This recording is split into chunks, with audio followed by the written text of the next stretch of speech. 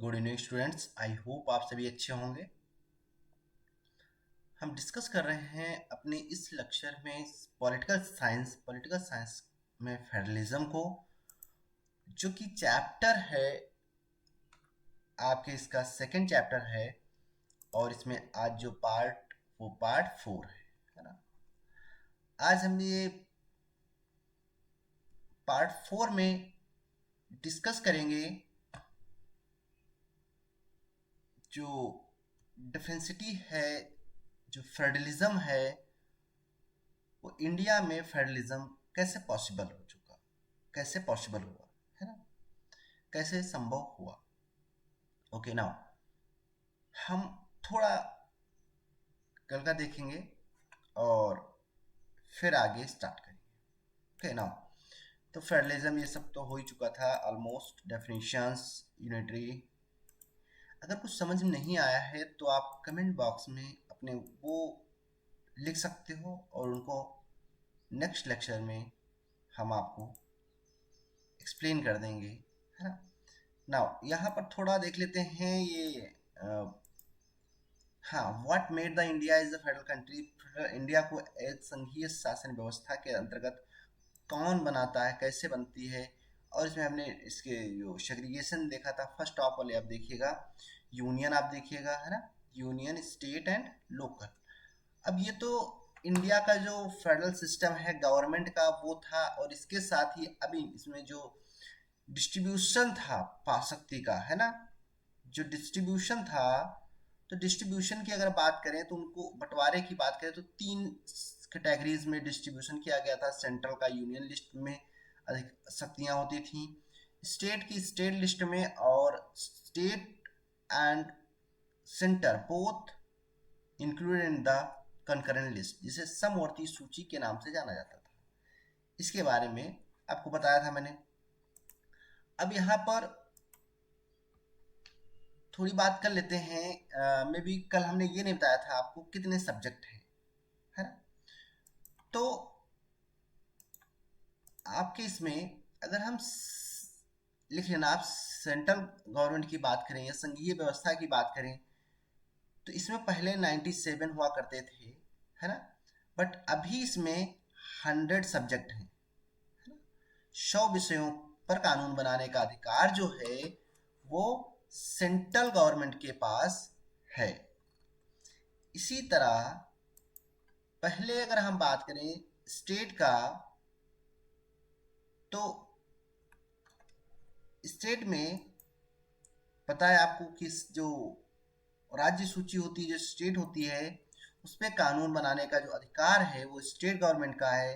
पहले 66 सब्जेक्ट पे बनाती थी, अभी क्या है 61 सब्जेक्ट पे जो है इसको यानी सब विषय जो हैं उस पर कानून बनाने का अधिकार प्राप्त है। ठीक है, ये स्टेट गवर्नमेंट के हैं। ये जो एरिया है 61 एरिया, सब्जेक्ट मतलब एरिया, किस किस क्षेत्र में बना सकती है ना।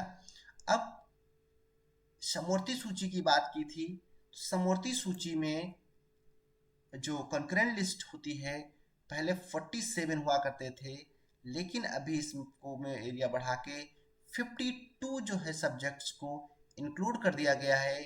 और जैसा कि आप जानते हो इसमें सेंट्रल, है ना, सेंट्रल प्लस स्टेट दोनों मिलके क्या बनाते हैं, रूल बनाते हैं। अगर किसी प्रकार से कोई डिस्प्यूट क्रिएट होता है सेंटर और स्टेट के मिड में, तो लास्ट जो है वो सेंट्रल गवर्नमेंट ही जो लॉ बनाएगी वो पास हो गया, है ना। ये प्रावधान किया गया है इसके अंतर्गत।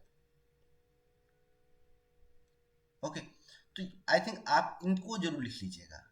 कल वाले लेक्चर में भूल गया था, जब पूरा रिकॉर्ड हो गया तब मुझे लगा। ठीक है, तो फिर से यहाँ पर लिख दें सेंट्रल, है ना, जिसे केंद्र सरकार बोलते हैं, केंद्र या संघ सूची में। संघ सूची कितने हैं, 97 पहले हुआ करते थे, अभी क्या है, अभी 100। तो आप 100 लिख सकते हो विषय, और ये ऐसे बता भी सकते हो, है ना। ओके, फिर स्टेट, स्टेट लिस्ट, इसे राज्य सूची कहते हैं, है ना, इसे राज्य सूची कहते हैं। इसमें आपके 66 हुआ करते थे, लेकिन कम करके इसमें 61 जो है विषय कर दिए गए हैं। अब आती है बात जो कॉन्करेंट लिस्ट की, इसे हम समवर्ती सूची कहते हैं, है ना, समवर्ती सूची। इसके अंतर्गत पहले जो है 47 सब्जेक्ट हुआ करते थे, अभी जो है 52 जो है सब्जेक्ट जो है विषय हो गए हैं, है ना। इनको आप सॉरी,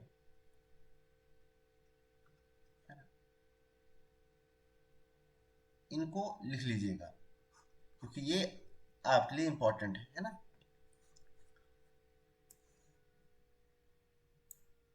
नाउ रेसिडुअल जो होती है इसे हम अवशिष्ट बोलते हैं, है ना, अवशिष्ट पा सकती है ना, ठीक। तो अवशिष्ट शक्ति पे जो पावर होती है, जो कानून होते हैं, इसमें ये किसी भी श्रेणी में किसी भी उसके अंतर्गत नहीं आते हैं, किसी लिस्ट, तीनों लिस्ट के अंतर्गत नहीं आते हैं।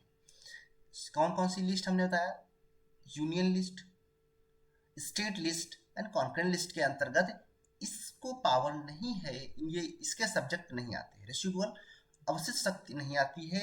अवशिष्ट शक्ति पे, अवशिष्ट शक्ति कौन सी बात करें हम, जो बची हुई है, जैसे हमने अभी यहाँ देखा, जैसे ये हमारी कंप्यूटर से सिस्टम लेके जो आईटी सेक्टर से लेके उस पर कानून बनाने का नहीं था, लेकिन अभी उसमें अमेंडमेंट के साथ कर दिया गया है। मे भी उसका अभी पूरा एक्सप्लेनेशन नहीं आया है, तो इस वजह से हम आपको पूरा डिटेल नहीं उसमें कहूँगा, लेकिन हाँ आप ये समझ लीजिए रेसिडुअल जो शक्ति होती है उस पे जो है यूनियन गवर्नमेंट यानी केंद्र सरकार जो है कानून बनाती है ना। केंद्र सरकार को पावर है, सॉरी, पावर है शक्ति वो कानून बनाने का। अब आप इसको जरा देखिए, और ये है हमारा इंडिया, है ना। आप इसको देखिए ध्यान से, 3 मैप अलग अलग लगे हुए हैं, है ना, और तीनों मैप में इसमें हम एक्सप्लेन करेंगे कि जो हमारी संघीय व्यवस्था है ना, संघीय व्यवस्था है, how does India practice power sharing, है ना, भारत कैसे जो है अपनी संघीय व्यवस्था कैसे चलाती है, इसकी बात करेंगे। तो इसमें इस मैप को आप देख के समझ सकते हैं कि जो इतनी डाइवर्सिटी है ना, इसमें तो देखिए डिफरेंट कल्चर्स हैं, डिफरेंट रीजन्स में different physical and human made characteristics available हैं, साथ में ह्यूमन मेड के साथ, और यहाँ पर जो अगर हम बात करें डेवलपमेंट रेशियो भी डिफरेंट है। ओके, इसमें आप देख पा रहे हैं यहाँ के रिचुअल्स को, है ना, यहाँ की जो जो इम्पोर्टेंस है हर एक सेक्टर्स की, हर एक स्टेट्स की, वो डिफरेंट है। तो इतनी और भी डाइवर्सिटी है, अगर आप सोचने बैठोगे तो हर एक एरिया में इंडिया में विभिन्नताएं आपको देखने को मिलेंगी।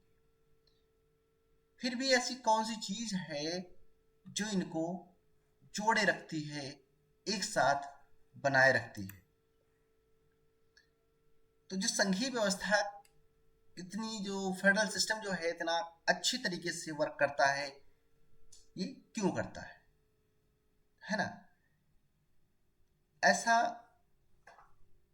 अगर बात करें, भारत में संघीय शासन व्यवस्था कारगर हुई है तो इसका कारण सिर्फ संवैधानिक प्रावधान जो कॉन्स्टिट्यूशनल जो लॉज हैं उनको हम नहीं दे सकते, प्रावधानों पर होना नहीं है। इसकी बात भारत में जो फेडरल सिस्टम की सफलता का जो मुख्य श्रेय है यहाँ की अगर बात करें तो डेमोक्रेसी को जाता है। यहाँ की लोकतांत्रिक जो राजनीति है उसको उसको देना चाहिए, उसके चरित्र को देना होगा, क्योंकि इसी से जो फेडरल जो डेमोक्रेसी है इसी से संघवाद की भावना, जो इसमें डिफरेंशिटी की जो इतनी डाइवर्सिटी का रिस्पेक्ट करना, विविधताओं का आदर करना, एक साथ मिलके रहना की इच्छा का हमारे देश के लिए एक साझा आदर्श के रूप में मतलब स्थापित होना सुनिश्चित हुआ है। अब देखते हैं किसी भी रीजन में अब जाते हैं और पॉलिटिकल जो एजेंडा होते हैं वो अलग होते हैं, पर नॉर्मल अगर हम बात करें, है ना, नॉर्मल बात करें, आपके फ्रेंड सर्कल में जितने भी हैं, हिंदू भी होंगे, है ना, मुस्लिम्स भी होंगे, है ना, और सिख भी होंगे, है ना, मे भी अगर कहीं पढ़ रहे हो तो क्रिश्चियंस भी होंगे, है ना, इस तरह से सभी होंगे। आप किसी भी कास्ट सिस्टम से आप किसी को डिफरेंट नहीं करते हैं, और ये ज़्यादातर सिटीज़ में देखने को मिलता है। अभी थोड़ी बहुत जो अगर बात करें एक दूसरे को नकारने का, लेकिन फिर भी उनमें आपस में भाईचारा नज़र आता है। गांव में भी अगर हम बात करें कास्ट के बेस पे लेके, तो ये जो इतनी डाइवर्सिटी है और सभी के आस एक दूसरे के कल्चर का, एक दूसरे के डेवलपमेंट का, एक दूसरे के जो हिस्टोरिकल बैकग्राउंड मॉन्यूमेंट्स का जो सम्मान करने की बात है, इसकी वजह से आज इंडिया पूरा एक है। इसीलिए इंडिया को इनक्रेडिबल इंडिया के नाम से भी जाना जाता है, अतुल्य भारत के नाम से भी जाना जाता है ना। अब हम पढ़ेंगे, आगे बढ़ेंगे। How practice the India is the power sharing, I think आपको एक समझ में आ गया होगा। आप जरा ये मैप पहले देखिए और फिर हम बात करते हैं आगे, ठीक है। इसमें आप मैप में देख पा रहे हैं, ये मैप 1947 का है, मतलब उससे पहले का है। ये बना था मे बी 1931 में। ओके नाउ, तो यहाँ पर आप कश्मीर देख पा रहे हैं, ये पूरा यहाँ पर आपको वेस्ट पाकिस्तान नज़र आ रहा है, और ये अपना ईस्ट पाकिस्तान हुआ करता था, ठीक है। फिर इससे पंजाब रीजन आपको आ रहा है और यूनाइटेड प्रोविंस आ रहा है नजर। राजपुताना जो राजस्थान एरिया है वो दिख रहा होगा, गुजरात है, बॉम्बे प्रेसिडेंसी है, ये बॉम्बे प्रेसिडेंसी हो गई, और ये आपका सेंट्रल इंडिया हो गया। यहीं पर सेंट्रल इंडिया है ना, जिस सॉरी सेंट्रल सेंट्रल इंडिया या सेंट्रल प्रोविंस की बात करते हैं। ये हैदराबादी निज़ाम आ गया आपका, तो इधर उड़ीसा आपको दिख रहा है ना। उड़ीसा से अभी आप यहाँ पर न तो आप बंगाल देख, वो वेस्ट बंगाल तो है ही, यहाँ पर झारखंड छत्तीसगढ़ ये आपको रीजन नहीं दिख रहे हैं, है ना, इसको आगे होता है। फिर इसके बाद ये आप पूरा तमिलनाडु वाला जो रीजन था, ये आप मद्रास यहाँ पर देख पा रहे हैं। ये मैसूर रीजन है जो कि आज कर्नाटक रीजन में आता है। ओके नाउ, तो अब आपने यहाँ पर आप बिहार देख पा रहे हैं, ठीक है, और ये आसाम हुआ और बर्मा, ठीक है। तो ये आप कुछ मेन देख पा रहे हैं। इसमें अगर बात करें तो एक पाकिस्तान, एक वो, ठीक है, दो, तीन, चार यूनाइटेड यूनाइटेड प्रोविंस, गुजरात, पाँच, छः, सात, आठ, नौ, 10, 11, 12, 13, 13, और बर्मा भी उस टाइम पे ये क्योंकि 1921 में हुआ तो बर्मा इसलिए इंक्लूड है, और बर्मा जब अलग हुआ था 1934 में अलग हुआ था, है ना, इसलिए इसमें इंक्लूड है। तो ये कुछ प्रोविंस दिख रहे हैं, और ये प्रोविंस जो है, और पाकिस्तान की बात करें तो इंटायर सिंध, बलूचिस्तान, है ना, greater port of the Punjab and the जो बहुत ही इसमें स्टेट्स हम इंडियन जो है प्रोटेक्टेड स्टेट्स के रूप में आपको मैंने ये बताया। और इसको अगर करंट में हम देखेंगे तो इतने, इससे ज़्यादा अभी कितने हैं प्रेजेंट टाइम में, 28 में डिवाइड कर दिया गया है ना। ठीक है, तो इस तरह से जब इंडिया आज़ादी के समय की बात करें तो इस तरह का कुछ रीजन्स दिख रहे थे। इसमें जो है सबसे ज़्यादा जो है सरदार वल्लभ भाई, है ना, अरे यहाँ पर हाँ ठीक है, वल्लभ भाई पटेल जी का जो हाथ था वो सबसे ज़्यादा था, इसीलिए उन्हें आयरन मैन ऑफ, है ना, आयरन मैन ऑफ इंडिया के नाम से भी जाना जाता था, है ना, आयरन मैन के नाम से जाना जाता था। अरे ठीक है, मैन लगा लो इसमें, है ना, आयरन मैन के नाम से जाना जाता था। ठीक है, और बिस्मार्क ऑफ इंडिया के नाम से भी जाना जाता था। तो आई थिंक आपको ये एक ओवरव्यू मिल गया होगा। अब हम पढ़ते हैं यहाँ पर, by the creating of the linguistic states, भाषाई आधार पर अगर हम बात करें इंडिया का जो है उसको देखें तो which has made the administrative एजरी, अगर नॉर्मल भाषा के आधार पर हम डिवाइड करें तो आराम से उसका एडमिनिस्ट्रेटिव आधार पर उसको किया जा सकता है। New state had been created since 1947 के आधार पर जो नए स्टेट क्रिएट किए गए, और वो स्टेट किसी भी भाषाई आधार पर क्रिएट ना ही किए गए थे मोस्ट ऑफ द, है ना। No language been given by the status of the national language by the constitution, constitution के आधार पर अगर हम बात करें तो किसी को भी नेशनल लैंग्वेज नहीं घोषित किया गया है ना, कोई भी नेशनल लैंग्वेज इंडिया की नहीं है, वो हम आगे भी आपको क्लियर करेंगे, है ना। अब नेशनल लैंग्वेज नहीं है तो हिंदी जो है वो भारत की कौन सी लैंग्वेज है, चलिए कमेंट बॉक्स में आप बताइए। ठीक है,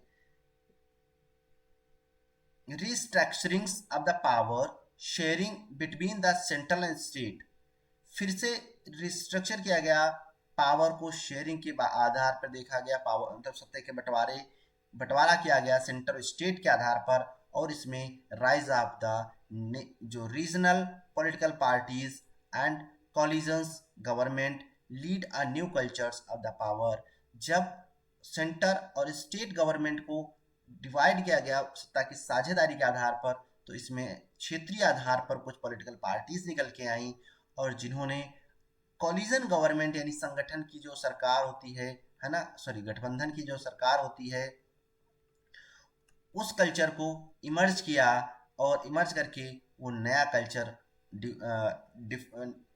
नया कल्चर जो है दुनिया के सामने रखा, जो कि एक सत्ता की बंटवारी का जो सत्ता के साझेदारी का जो एक नया सांस्कृतिक जो रूप दिया इन लोगों ने, और भारत की जो थ्री फोल्ड डिस्ट्रीब्यूशन जो है लेजिस्लेटिव पावर को डिवाइड किया गया तीन उसमें, जिसमें हम बात करते हैं तीन, अगर बात करें यूनियन, है ना, यूनियन गवर्नमेंट, स्टेट गवर्नमेंट, है ना, स्टेट गवर्नमेंट, और स्टेट गवर्नमेंट के बाद पंचायती राज की बात करते हैं या लोकल गवर्नमेंट की बात कर लेते हैं, है ना, लोकल गवर्नमेंट की बात करते हैं। और पावर का डिवाइडेशन जो है वो तीन उसमें हुआ था, यूनियन लिस्ट के आधार पर जो कि आपने देखा था, स्टेट लिस्ट के आधार पर, है ना, साथ में कॉन्करेंट जो लिस्ट थी उसके आधार पर किया गया था, है ना। तो ये आप इसका डिवाइडेशन देख पा रहे हैं इंडिया के उसमें, जब से कॉन्स्टिट्यूशन बना उसके बाद से, है ना, कॉन्स्टिट्यूशन के बाद से ऐसा सब इसमें इंक्लूड किया गया। और इससे पहले इंडिया को कुछ को स्टेट्स को लैंग्विस्टिक बेस पे अलग किए गए थे, और कुछ को उनकी अलग एथनिसिटी, सभी को लैंग्वेज को बेस नहीं बनाया जा सकता था। अगर लैंग्वेज का बेस बन जाता तो बहुत सी प्रॉब्लम्स हो रही थी। मोस्ट ऑफ द पर लैंग्वेज के बेस पे डिवाइड किए गए, उसकी बात की जा रही है यहाँ पर, है ना, जो संघीय व्यवस्था कैसे भाषा के आधार पर कुछ को डिवाइड किया गया, है ना। तो इसके आधार पर हम बात करते हैं, क्योंकि जैसे मद्रास जो रीजन है तमिल्स का है, वहाँ तमिलनाडु बना के दिया गया है ना, उसको हम आगे पढ़ेंगे। तो आई थिंक आपको ये समझ में आ गया होगा कि पावर की जो प्रैक्टिस है वो किस बेस पे किया गया है ना। तो इसमें आपको कोई प्रॉब्लम नहीं हुई होगी। नाउ आगे चलते हैं, हम पढ़ते हैं, ये भी आप समझ गए होंगे। नाउ यहाँ पर आप देखिए प्रेजेंट टाइम में जो हमारे स्टेट्स हैं वो 28 हैं। अब इनको आप पढ़ लीजिएगा। और जो स्टेट्स की बात करते हैं हम, ठीक है, अगर हम यूटीज़ की बात करें इधर, तो हमारी 8 जो हैं यूटीज़ हैं, है ना। ये डिवाइडेशन हुआ था जो रेड क्लिफ ने किया था, पार्टीशन किया था 1947 में। इधर आप पाकिस्तान देख पा रहे हैं और ये ईस्ट पाकिस्तान है, इसे हम वेस्ट पाकिस्तान के नाम से जानते थे, ठीक है। जो आज ये पाकिस्तान है और आज जो हमारे ईस्ट में था वो आज बांग्लादेश है। सॉरी, हाँ 90, मैं कह रहा था, ठीक है। 1934 में तो उसका वो आया था, 19 फाइनली डिवाइड 1937 में हुआ था। ओके, इसको आप कर लीजिएगा, है ना। मैंने कहा था कि में भी, है ना। तो 1937 में जो है बर्मा सेपरेट हुआ था इंडियन ब्रिटिश इंडिया के टाइम पे, है ना, 1937 में। ओके ना। तो यहाँ पर लैंग्वेज की बात करते हैं हम, और लैंग्वेज के आधार पर डिवाइडेशन का बात करेंगे, है ना। तो लैंग्वेज भाषाई आधार पर प्रांतों को गठन करने जो प्रोविंस थे, जिनको हमने बात की, चाहे यूनाइटेड हो, मद्रास हो, मैसूर हो, है ना, इनको गठन करने देश की लोकतंत्र तांत्रिक जो राजनीति के लिए पहली और एक कठिन जो है बहुत ही परीक्षा थी, जिसको सफल किया था सरदार वल्लभ भाई पटेल जी ने। भारत जब आज़ाद हुआ 1947 में, लोकतंत्र की राह पर अपनी जीवन यात्रा शुरू कर रहा था, उसी वक्त से लेकर, है ना, प्रेजेंट टाइम तक। अगर आप राजनीतिक मैप पे नज़र डालें, जो कि हमने आपको दिखाया अभी, ठीक है, इस अवधि में आए बदलावों को देखकर एक बार आप आश्चर्यचकित रह जाएंगे। जैसे आपको हमने दिखाया पहले 1947 का करंट, फिर उसके बाद एक हमने आपको रेड क्लिफ वाला दिखाया जिसमें डिवाइडेशन हुआ बर्मा और पाकिस्तान का। फिर आपको मैंने 28 स्टेट और 8 यूटीज का मैप दिखाया। तो अनेक पुराने प्रांत गायब कैसे हो गए, है ना, और नए प्रांत जो हैं वो बनते गए नए नामों से। उनकी प्रांतों की जो सीमाएं थी, उनकी जो बाउंड्रीज थी, क्षेत्र और नाम सब बदल दिए गए, है ना। नए राज्यों के लिए अगर बात की जाए तो 1950 में के दशक में भारत में कई पुराने जो राज्यों की सीमाएं बदली गई, जिसे सुनिश्चित किया गया कि एक भाषा बोलने वाले लोग एक राज्य में आए। जैसे कन्नड़ बोलने वाले कर्नाटक में रहेंगे, तमिल बोलने वाले तमिलनाडु में रहेंगे, राजस्थानी बोलने वाले राजस्थान में रहेंगे, है ना, उड़िया बोलने वाले उड़ीसा में रहेंगे, तेलुगु बोलने वाले आंध्र प्रदेश में रहेंगे। अभी तेलुगु बोलने वाले 2 स्टेट में आ गए हैं, आंध्र प्रदेश तेलंगाना में हो गए हैं, है ना। इसके आधार पर कुछ अन्य राज्यों का गठन भी हुआ, पर भाषा वहां पर लैंग्वेज बेस नहीं मानी गई, बल्कि वहाँ के कल्चर, वहाँ की ज्योग्राफी, वहाँ की एथनिसिटी को बेस के आधार पर उन्हें डिवाइड किया गया। जिसमें हम नागालैंड को देखते हैं, उत्तराखंड को देखते हैं और झारखंड को देखते हैं, है ना। तो ये जैसे राज्य शामिल हैं। एक भाषा के आधार पर राज्यों की गठन की अगर बात की करें, बात तो उठी तो कई राष्ट्र नेताओं को डर था कि उसे देश टूट जाएगा, है ना, कि अगर भाषा के आधार पर, तो अभी भी और भाषाएं हैं लोकल लैंग्विस्टिक, 1500 से भी ज़्यादा यहाँ पर बोले जाने वाली जो भाषाओं की अगर हम बात करें, तो छोटे छोटे प्रांतों से निकल के आती। वैसे मेन तो 22 हैं, लेकिन अगर हम रीजनल बेस पे छोटे छोटे आधार पे क्षेत्रीय बेस पे बात करेंगे तो 1500 अलग अलग भाषाएं हैं 1991 सेंसस के आधार पर, है ना। तो ऐसे तो बहुत लंबा चल जाएगा, तो इसके आधार पर देश पूरा टूट जाएगा। भाषावार राज्य बनाने से देश में जो यूनिटी है और मजबूत, लेकिन कुछ मामलों में ज़्यादातर मजबूत और हुआ है। अगर सभी की बात की जाएगी कि सभी को भाषा के आधार पर बांटा जाए तो ऐसा पॉसिबल नहीं है। तो इस आधार पर बात की गई। अब हम बात करेंगे जो कि हमने आपको मैप में भी दिखाया था, ये आप यहाँ पर देख पा रहे हैं, है ना। और ये देखे हैं, और इससे पहले वाला मैप इसकी बात की हमने, ठीक है। और इससे यहाँ पर भी बात की, और वही यहाँ पर बात की जा रही है। और इसी के आधार पर इतनी 1500 जो डायलेक्ट्स हैं, यानी 22 लैंग्वेज हैं, है ना, 22 लैंग्वेज हैं, और 1500 छोटे छोटे डायलेक्ट्स हैं, सॉरी, है ना, जो कि 1991 के आधार पर जो सेंसस हुआ था तो उसके आधार पर डिवाइड किया गया। तो इसमें इसकी जो इतनी गंभीरता है वो देखने को मिलती। ये जरूर ध्यान से अब चेंज कर लीजिएगा अगर लिखे हो आप, है ना।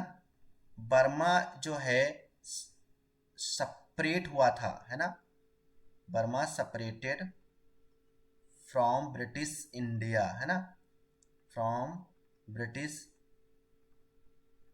इंडिया 1936 सॉरी 37 1937 1937 में हुआ था, ध्यान से लिख लीजिएगा। ओके ना, आप यहाँ पर हमें आपको ओवरव्यू देंगे कॉन्स्टिट्यूशनल प्रोविजंस के आधार पर बात करें तो 8 शेड्यूल में, ये आपकी ज़्यादा उसमें नहीं है, 8 शेड्यूल होता है, ठीक है। उसके आधार पर आर्टिकल 344(1) और आर्टिकल 351 जो संविधान के आधार में, है ना, इसके आधार पर 22 भाषाओं में डिवाइड किया गया। वो 22 भाषाएं हैं असमीज, बंगाली, जो बंगाली, गुजराती, हिंदी, कन्नड़, कश्मीरी, कोंकणी, मलयालम, मणिपुरी, मराठी, नेपाली, उड़िया, पंजाबी, संस्कृत, सिंधी, तमिल, तेलुगु, उर्दू, बोडो, संथाली, मैथिली एंड डोगरी। ये 22 भाषाएं हैं जिनको इसमें किया गया। अब हम बात करेंगे न, जब 22 भाषाएं, सबसे पहले इसमें 14 जो है इनिशियल इंक्लूड की गई थी, है ना। 26 जनवरी 1950 को संविधान की 8वीं सूची में, है ना, 26 जनवरी 1950 के आधार पे बात करें तो इसमें सिर्फ हमने बात की 14 लैंग्वेज थी, तो वही भाषाएं थी, 14 भाषाएं शामिल थी। इसके बाद यहाँ पर हमने बताया इनिशियल पहले, है ना। इसके बाद सिंधी लैंग्वेज को 1967 में 1967 में ऐड किया गया। इसके बाद 3 लैंग्वेज और ऐड हुई 1992 में, 1992 में, जिसमें है कोंकणी, मणिपुरी, नेपाली। इसके बाद बोडो, डोगरी, मैथिली, संथाली, 4 लैंग्वेज को ऐड किया गया 2004 में। इस तरह से आज करंट में हमारे पास 22 लैंग्वेज है ना, ठीक। अब बात करें एज जो evolution, dialects and language is dynamic, influenced socio economic political development, है ना, सोशियो इकोनॉमिक पॉलिटिकल, सामाजिक, आर्थिक, राजनीतिक जो है विकास को डेवलप कर, विकसित करती हैं कौन सी, क्षेत्रीय भाषाएं और हमारी भाषा, है ना। It is difficult to fix any criteria for languages to the distinguish the from the dialects inclusions in the 8th schedule of the constitution। इस तरह से किसी भी एक लैंग्वेज को as a national language fix करना पॉसिबल नहीं हो सकता। और जबकि मोस्ट ऑफ द लैंग्वेजेस जो हैं, है ना, लैंग्वेज जो हैं उनको क्या किया जा रहा है, अभी भी इन 22 भाषाओं के अलावा 38 लैंग्वेज को, है ना, 38 लैंग्वेज को इसमें जो है 8 शेड्यूल में, है ना, 8 शेड्यूल में ऐड करने की बात की जा, मतलब मांग हो रही है, डिमांड हो रही है कि 38 लैंग्वेज को और ऐड कर दिया जाए 8 शेड्यूल में, कॉन्स्टिट्यूशन में कुल मिला के समझो, है ना। लेकिन ऐसा अभी पॉसिबल नहीं है। लैंग्वेज के आधार पर 8 शेड्यूल हमने यहाँ बात की, यहाँ पर आप ये पूरा आर्टिकल लिखा हुआ है, और ये आपकी 22 लैंग्वेज है ना।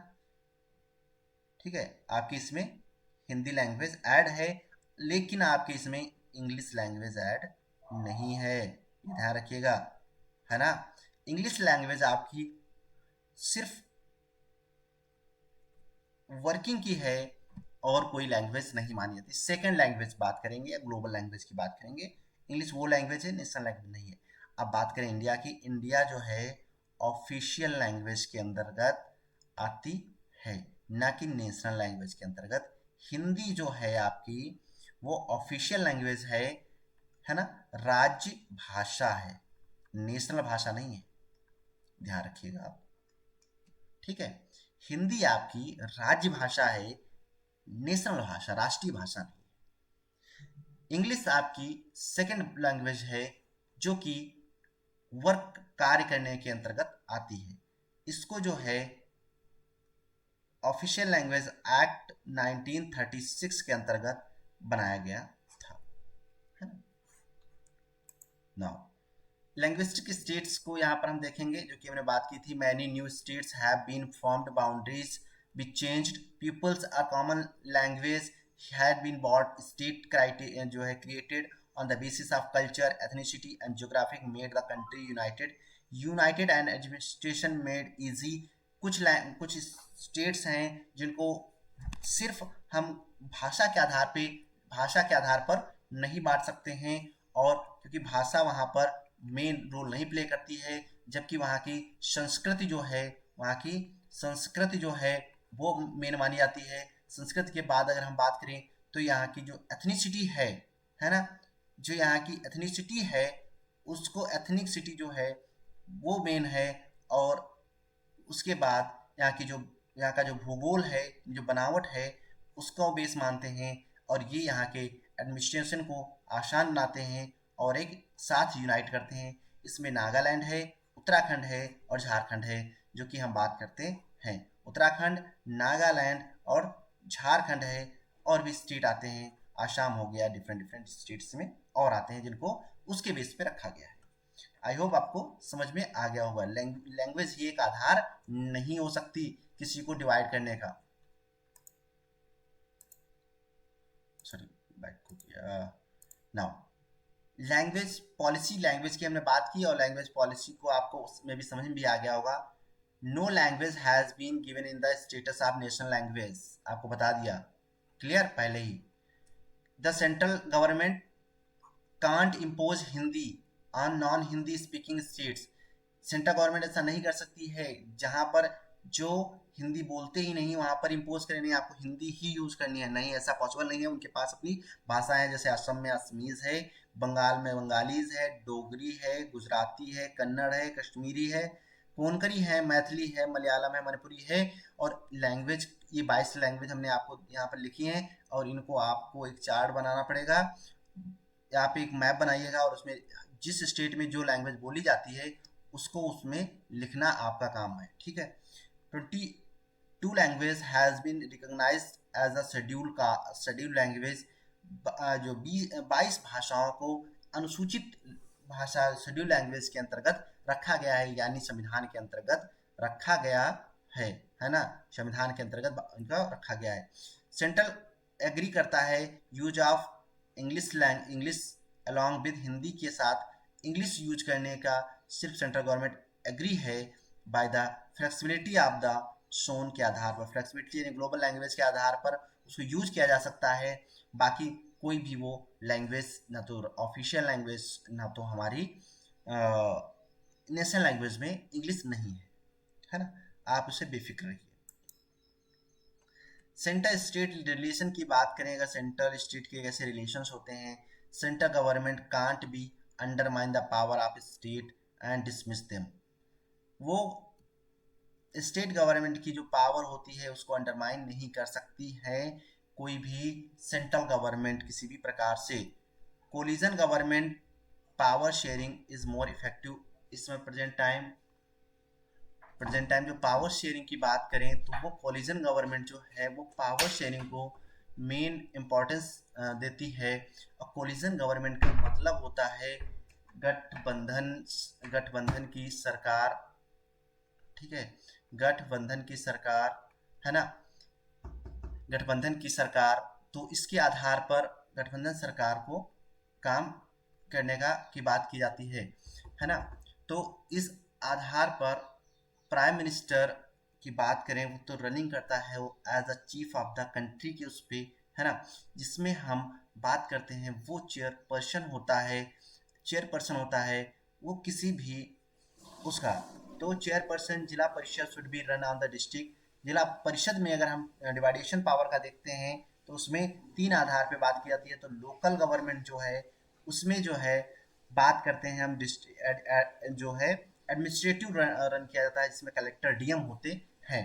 तो आई थिंक आपको समझ में आ गया होगा कि कोलिजन गवर्नमेंट्स क्या होती है। और इसके आगे यहाँ पर what what about the real source of the federalism in India में क्या है ऐसा जो रियल है। तो ये इसका nature of the democratic politics का है, जो प्रजातांत्रिक राजनीति है वो है सबसे मेन इम्पॉर्टेंट यहाँ पर भारत में। और दूसरी बात है ये सब रिस्पेक्ट करते हैं डेमोक्रेसी के जो है राजनीति के लिए। वो एक दूसरे का रिस्पेक्ट करते हैं, एक दूसरे के रिलीजन का रिस्पेक्ट करते हैं, एक दूसरे की जो भावनाओं की रिस्पेक्ट करते हैं, फीलिंग्स की रिस्पेक्ट करते हैं। इसीलिए आज इंडिया पूरा यूनाइट है।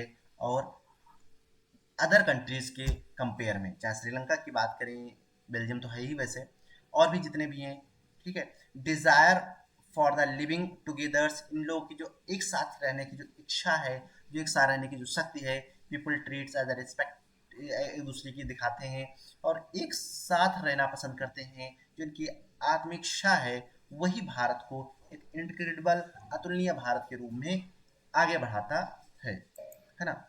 तो what undermine the spirit of the federalism की बात करते हैं, क्या ऐसी है जो अंडरमाइन कराने की, जो उनके गठबंधन की जो सरकार होती है उसको, उसकी बात की जाती है, उसको अंडरमाइन करते हैं। तो इसमें क्या होता है, इसमें misuse of the constitution of the dismiss, है ना। कोई भी स्टेट गवर्नमेंट किसी भी प्रकार से किसी भी प्रकार का संवैधानिक जो है संवैधानिक, है ना, संवैधानिक मिसयूज नहीं कर सकती है।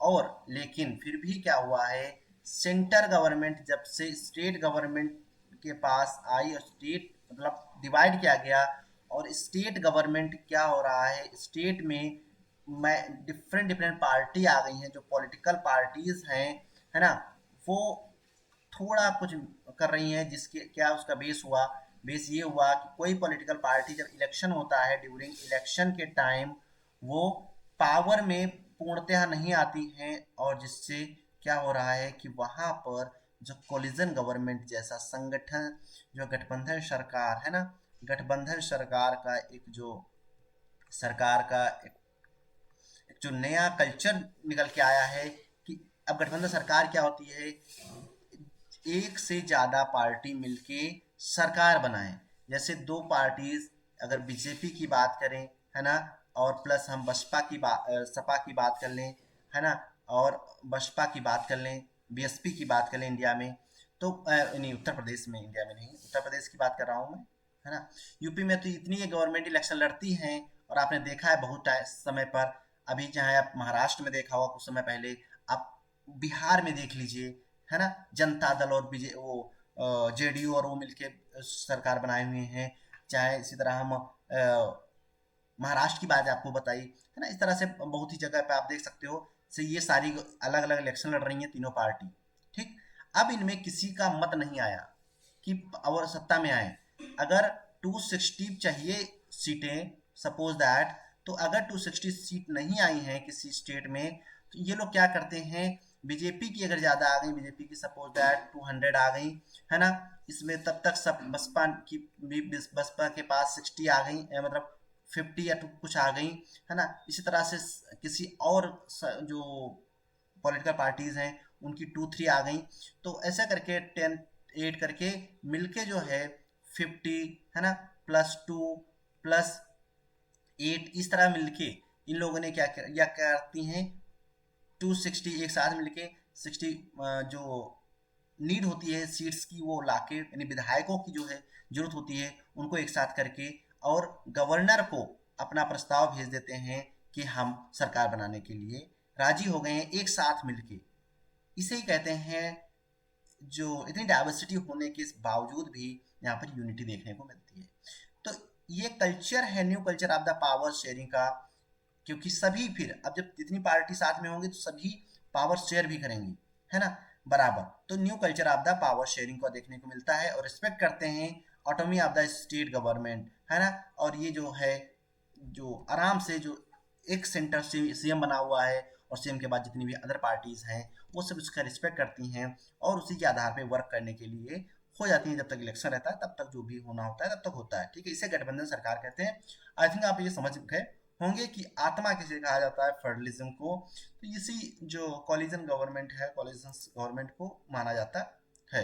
Now thank you so much. आज तक का ये जो फेडरलिज्म क्यों जरूरी है, क्यों पॉसिबल है इंडिया में, कैसे क्या, इसकी बात हमने की यहाँ पर। लैंग्वेज के बेस पे हमने बात की, लैंग्वेज कितनी है, कितने बेस पे डिवाइडेड हैं स्टेट्स जो हैं लैंग्वेजेस पे, है ना, क्यों फेडरलिज्म में हम बात करते हैं कि इंडिया में पॉसिबल है ना। तो इस सबको आई थिंक आज आप समझ गए होंगे। Thank you so much. बाकी कल जो है हम इसके पंचायती राज और उसका आगे का पार्ट करेंगे। थैंक यू, है ना।